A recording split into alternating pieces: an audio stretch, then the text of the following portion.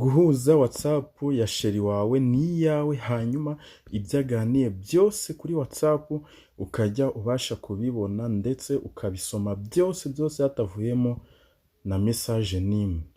Ikindi urakora, uraza hano kuri TikTok, nurangiza uze ukande hano handitse YouTube. Ahangaha urahakanda gutya, urabona dore ngiyi video maze kuyishyiraho kuri YouTube, hanyuma urebe uburyo wahuza WhatsApp yawe n'iya sheri wawe, hanyuma ukajya ubasha kubona ibyo aganira kuri WhatsApp, niba guca inyuma nabyo byose ukabasha kubibona kandi ntabashe kubimenya ko wahuje nawe. Hanyuma nurangiza kuyireba iyi video ukore subscribe, uraza ukanda hano kuri subscribe kugira ngo nituzajya dushyiraho izindi video ujye ubasha kuzibona.